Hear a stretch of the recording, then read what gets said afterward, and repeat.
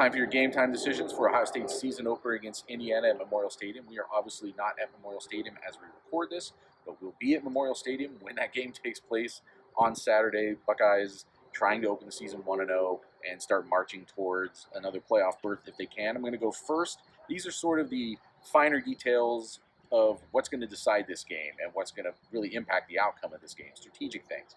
And I've been kind of stuck all week on thinking back to the 2020 IU Ohio State game here when IU came after Justin Fields hard. The PFF stats said that they blitzed on like 40 of his 41 dropbacks, so it was kind of just a relentless attack.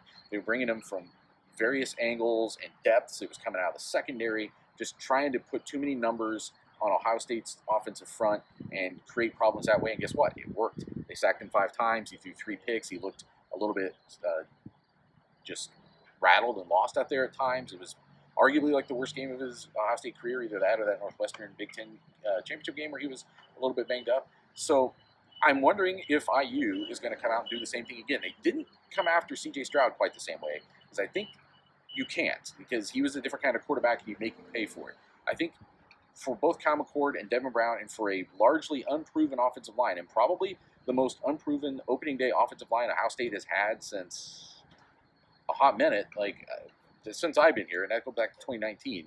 So this offensive line has some things to prove, and I think this IU knows it can't match up in the back end with Ohio State's receivers, like few teams can. So what are you going to do up front to try to make up for that and make the quarterbacks make mistakes, make them have to make hard decisions?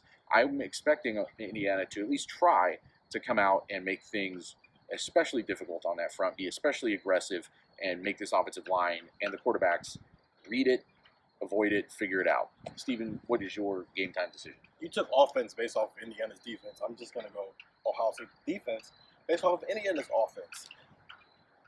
Ohio State's got a lot of depth on defense this year, and they've got some options. We've been at the last 2 season openers, and in Minnesota, they were just throwing everybody out there to the point of like, why are you rotating so much? What is going on out here? It's because they didn't know what they had.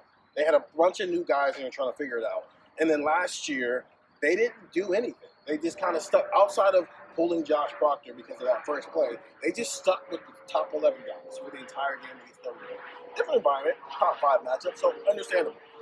There's a middle ground there that I think Ohio State can finally reach this year, where they can be a little bit more matchup-based and stuff. Now, the sexier way of putting that is, where is Sonny Styles on every single down? Because that might decide who else is on the field there. But I just want to see how much does Ohio State's defense actually show based off what Indiana is doing. Does it have to show a bunch? Or do they just spend the first 3 weeks of the season hiding things and not really showing too much, keeping it bland, and then they just go balls to the wall against Notre Dame in a couple of weeks here? So I'm just interested in that because you got some options. Does Jim Knowles actually use them in week 1? Footballs to the wall. Family program. Andrew, big debut here. Lay it on us. What is your game time decision? You ruined my train of thought with that one.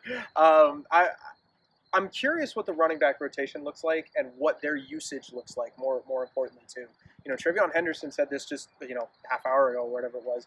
He talked about the running backs getting more involved in the passing game. We've talked about the quarterbacks, for weeks now.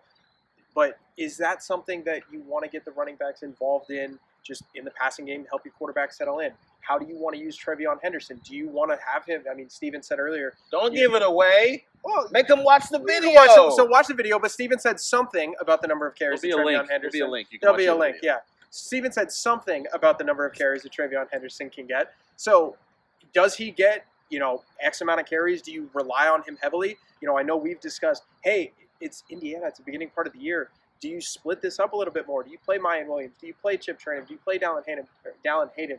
Do you play these guys in a way that you get them all reps, you keep them all fresh, and then do you have them involved in the passing game? Because again, that's a tough sell to go away from your really talented trio of wide receivers. So is that a plan that Ohio State has, and could that be telling for the rest of the season to get the running backs more involved? What does the running back rotation look like in terms of carries? Who gets those carries? I'm very curious to see, situational stuff like that. 1st and 10 versus 3rd and 10. 2nd and 2 versus 4th and 2. How do you play that out? So the running backs, I'm really curious to see, and kind of how do they utilize those guys on Saturday. we definitely saw a little bit more of it in the couple of preseason practices we saw. Using receivers out of the backfield, wasn't always easy to tell whether that was by design, whether that was just an escape hatch when things were falling apart up front. But I'm very curious because Trevion Henderson was a real weapon as a receiver out of the backfield, I thought, his freshman year, and he was kind of non-existent in that role last year, and some of that might have been injury, some of it might have just been the way things happened within the offense, but I think many people are eager to see if that's going to be a bigger part of this offense in 2023. So come back, get the text, 614-350-3315. That's where we'll be talking about all this stuff as it's happening, before the game, during the game, after the game, from Bloomington on Saturday, and listen to Buckeye Talk wherever you can find podcasts, because we'll be talking more about this game there before and after the game from cleveland.com.